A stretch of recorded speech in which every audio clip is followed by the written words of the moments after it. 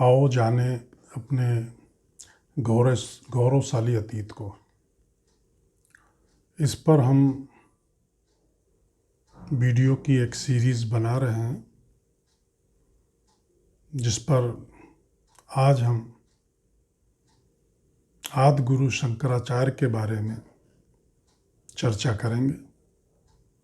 ये वीडियो खासकर उन बच्चों के लिए है, उन लोगों के लिए है जिनको आदि गुरु शंकराचार्य के बारे में बहुत ज़्यादा ज्ञान नहीं है या कुछ भी नहीं जानते हैं। विद्वानों के लिए नहीं है। जैसा हम सभी जानते हैं कि आदि गुरु शंकराचार्य सन 788 ईस्वी में केरल के मालाबार जिले में कलाड़ी गांव में पैदा हुए थे। उनके पिता शिव गुरु तथा उनके पितामह विद्याधिराज, जो काफ़ी विद्वान और शिव भक्त थे, नंबूदरी ब्राह्मण थे। प्रारंभ में शिव गुरु को कोई संतान नहीं थी, तो उन्होंने पत्नी संग शिव की कठोर उपासना की थी, जिससे प्रसन्न होकर भगवान शंकर ने, भगवान शिव ने उसको वरदान स्वरूप पुत्र प्राप्ति का वरदान दिया था, जिसके स्वरूप उनको ये पुत्र प्राप्त हुआ था, जिनको बाद में शिव गुरु ने व अन्य उनके परिवारजनों ने उसका नाम भी उसी तदनुरूप शंकर रखा था। शंकर बाल्यावस्था से बहुत ही प्रखर, बड़े तेजस्वी, वो अपनी अल्पायु में बिल्कुल बहुत ही छोटी उम्र में 2 साल में 3 साल की उम्र में ही वो कठिन से कठिन स्रोतों का उच्चारण कर लेते थे। उस पर उनको कंठस्थ कर लेते। एक बार भी अगर कोई चीज़ अगर वो सुन लेते थे, उनको वो कंठस्थ हो जाती थी। घर में पहले शुरू में तो उनको उनकी शिक्षा उनके पिता, जो खुद एक विद्वान थे, उन्होंने घर पे उनको उनकी शिक्षा दी। लेकिन 5 वर्ष के जब थे तभी उनकी पिता की आकस्मिक मृत्यु हो गई थी, और उसके बाद उनका उपनयन संस्कार करके उनको गुरुकुल में डाला गया था। गुरुकुल में मात्र 2 साल में ही इन्होंने वेदों की, पुराणों की और कठिन से कठिन शास्त्रों का उन्होंने अध्ययन कर लिया था। 2 साल बाद ही गुरुकुल से वापस घर आ गए थे। 7 साल की उम्र में उनसे जो मिलता था, जो विद्वान उनसे मिलते थे, वो आश्चर्यचकित थे कि इतना ज्ञान, इस तरह का ज्ञान केवल दैवीय बालक में ही हो सकता है। सामान्य रूप से इस उम्र के बच्चे को इतना ज्ञान कभी नहीं हो सकता। अब हम थोड़ा से इसके बैकग्राउंड में आते हैं। जिस काल में शंकर जी का जन्म होता है, वो काल वैदिक धर्म के लिए एक बड़ा संक्रमण काल था। एक तरफ बौद्ध धर्म का काफ़ी तेज़ी से प्रचार प्रसार हो रहा था, और प्रचार प्रसार के साथ उसमें भी बहुत गिरावट सी हो रही थी। तंत्र मंत्र और तमाम तरह के वो पंथ उसमें भी उठ रहे थे। और दूसरा जो सनातन धर्म था, जो वैदिक धर्म था, इसमें भी बहुत सारे संप्रदाय खड़े हो गए थे, जो आपस में ही लड़ रहे थे।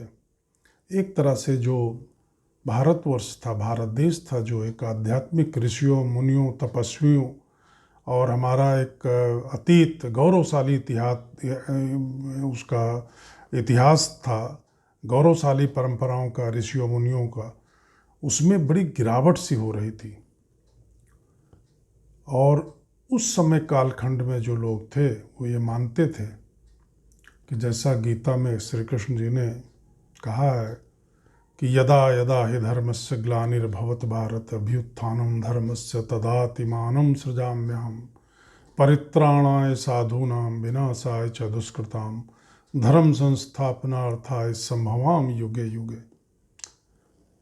मतलब कि जब जब धर्म की हानि होती है, दुष्टों का आगमन होता है, दुष्टों का प्रभाव बढ़ता है, तब ईश्वरीय शक्तियाँ किसी न किसी रूप में समय समय पर अवतार लेती हैं और इन दुष्टों का दलन भी करती हैं और सज्जनों का प्रोत्साहन करती हैं, उनको ऊपर लाती हैं। इसी संदर्भ में जब ये शंकर का जन्म हुआ तो शंकर को देख करके जो लोग, जो पंडित, जो आचार्य, जितनी इनकी उम्र थी उसके हिसाब से जब इनको देखते थे, जब इनसे वार्तालाप करते थे, तो ये बहुत ही विद्वत्ता की बात करते थे। प्रकांड पंडितों जैसा इनका पूरा व्यवहार था। और एक और भी धारणा चल निकली थी कि ये शंकर के अवतार हैं, क्योंकि कोई साधारण मनुष्य, साधारण बच्चा, साधारण बालक इतनी घनिष्ठता के साथ, इतनी प्रकांडता के साथ किसी चीज़ की विवेचना, चाहे वो वेद हो, चाहे पुराण हो, चाहे शास्त्र हो, उस पर विचार विमर्श करना, उस पर शास्त्रोक्त अपनी बात कहना, तर्क संगत रूप से अपनी बात कहना, वो संभव नहीं था। तो इसलिए बचपन से ही इनको एक दैवीय बालक के रूप में इनकी प्रतिष्ठा हो चुकी थी। जब ये 7 साल के थे तब ये गुरुकुल से वापस अपने घर आ गए पढ़ाई पूरी करके। अब उसके बाद इनका मन घर में नहीं लग रहा था। घर में माँ अकेली थी, ये थे। माँ तो चाहती थी कि इनका विवाह संस्कार हो जाए, इनकी शादी हो जाए, लेकिन ये सन्यास की ओर अग्रसर थे, उसके लिए सारे प्रयत्न कर रहे थे और अंततः इनको उसमें सफलता मिल जाती है। माँ इनको अनुमति दे देती है और ये सन्यास के लिए घर से सन्यास लेकर के घर से निकल लेते हैं। एक गुरु की तलाश में निकलते हैं, एक उचित गुरु के तलाश में निकलते हैं जिससे अपनी शिक्षा को अंजाम तक पहुंचा सकें।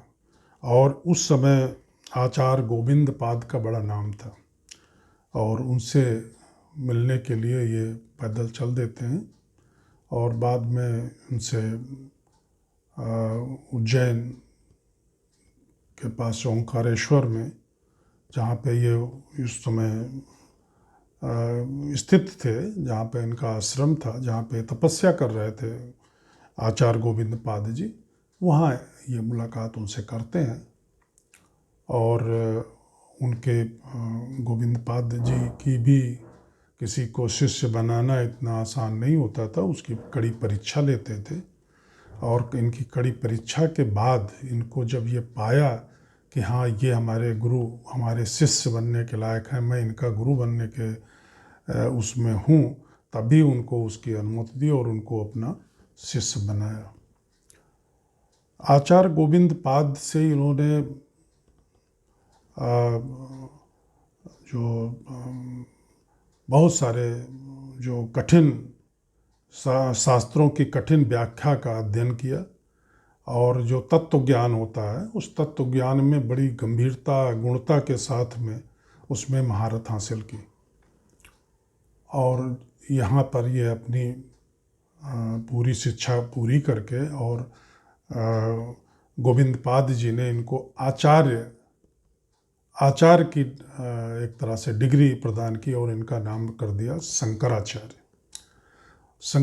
और इनको आशीर्वाद दे करके वहाँ से विदा किया कि अब आप देश में का भ्रमण करके देश में भ्रमण करें और जो ये बौद्ध धर्म का प्रचार प्रसार, दुष्प्रचार हो रहा है, इसको आप तिरोहित करें, इसका आप अंत करें और जो वैदिक धर्म में जो पतन हो रहा है उसको रोकें और वैदिक धर्म का, सनातन धर्म का वर्चस्व को आगे बढ़ाएं। गुरु ये जो आदि शंकराचार्य जी हैं, जिनको वहाँ से गुरु जी से अपना आशीर्वाद ले करके वहाँ से निकलते हैं। फिर ये जगह जगह जहाँ जो भी न केवल हिंदू धर्म के जो दूसरे संप्रदाय के अपने को बहुत बड़े प्रकांड विद्वान मान बैठे थे उनको शास्त्रार्थ करते हैं, उनको पराजित करते हैं। इसी तरह और उसके अलावा न केवल हिंदू धर्म बल्कि जो बौद्ध धर्म के भी अपने को विद्वान प्रतिस्थापित करके राजाओं के दरबार में, राजाओं के यहाँ जो कुलगुरु बन करके बैठे हुए थे उनको भी एक एक करके इन्होंने पराजित किया शास्त्रार्थ में। और शास्त्रार्थ में पराजित करने के बाद शास्त्रार्थ जो इनका एक केंद्र बिंदु जो था इनका वो अद्वैतवाद का था। तत्व ज्ञान के माध्यम से इन्होंने अद्वैतवाद की जो प्रखरता है उसके वर्चस्व को स्थापित किया और इसमें जो दूसरों के कर्मकांड, मीमांसा दर्शन या दूसरी चीज़ों के ऊपर इन्होंने अद्वैतवाद को एक तरह से स्थापित किया। इन्होंने पूरे भारत का भ्रमण किया। भारत के जो उस समय जो आध्यात्मिक केंद्र थे जिसमें काशी, उज्जैन, मथुरा, रामेश्वरम, इवन जो ठेठ उत्तर भारत में जो कैलाश, जो बद्रीनाथ, केदारनाथ, कैलाश आदि स्थानों का विजिट किया, विचरण किया और वहाँ पे जो लोग विद्वत समाज के जो लोग थे उनको एक तरह से ज्ञान दिया और जो लोग अपने को स्थापित किए हुए थे उनसे उन्होंने शास्त्रार्थ किया और शास्त्रार्थ करके उनको परास्त किया, उनको अपना शिष्य बनाया। धीरे धीरे इनके शिष्यों की संख्या बढ़ती चली गई। इन्होंने इनका जीवन काल बहुत अल्प था क्योंकि इनकी 32 साल की उम्र में इनका देहावसान हो गया था। इन्होंने समाधि ले ली थी। इस 32 साल की उम्र में इन्होंने न केवल भारत को आध्यात्मिक रूप से एक संगठित किया बल्कि इसी संगठन को आगे बढ़ाने के लिए इन्होंने 4 मठों की स्थापना की। 4 मठ कौन थे उस समय? श्रृंगेरी मठ रामेश्वरम में, गोवर्धन मठ पुरी में और शारदा मठ द्वारकापुरी में और ज्योतिर्मठ बद्रिकाश्रम उत्तराखंड में। इन 4 मठों की स्थापना की कि इन 4 मठों के माध्यम से जो सनातन धर्म का है इसका प्रचार प्रसार होगा, वैदिक धर्म का प्रचार प्रसार होगा, जिससे वैदिक धर्म का आने वाले समय में पराभव नहीं हो सकेगा। ये इन्होंने किया और इसके साथ उन्होंने 12 ज्योतिर्लिंगों की स्थापना की जो उत्तर से लेकर दक्षिण तक, पूर्व से लेकर के पश्चिम तक 12 ज्योतिर्लिंगों की भी स्थापना की। और इसके साथ अपने इस अल्पकाल में इन्होंने बहुत सारे ग्रंथों की भी रचना की। बहुत सारे, अधिक से अधिक इनको जो इनके ग्रंथ हैं उनको हम अगर चाहें तो 3 भागों में बांट सकते हैं। एक में तो जिन्होंने भाष्य लिखे, ब्रह्म सूत्र पे इन्होंने भाष्य लिखा, 10 जो मुख्य उपनिषद थे उस पे भाष्य लिखा, गीता पे भाष्य लिखा।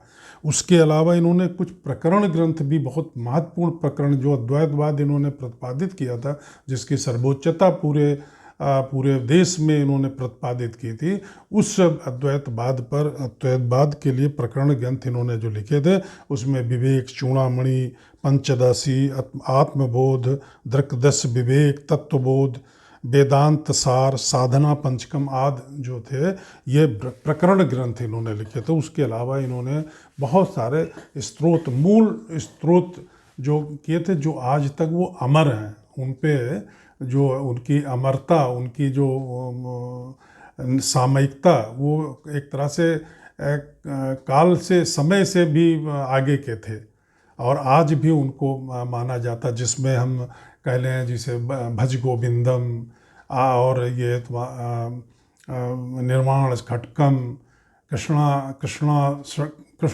षटकम, इस तरह के इनके बहुत सारे श्लोक हैं जो बहुत प्रचलित हुए।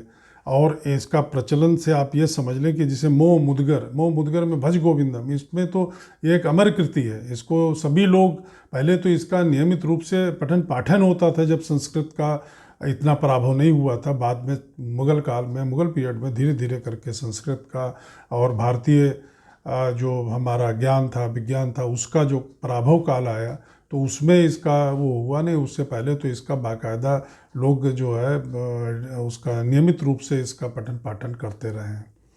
हमारे आदि गुरु शंकराचार्य इस तरह से जो इन्होंने 4 मठों की स्थापना की, जहाँ 4 शंकराचार्य नियुक्त हुए।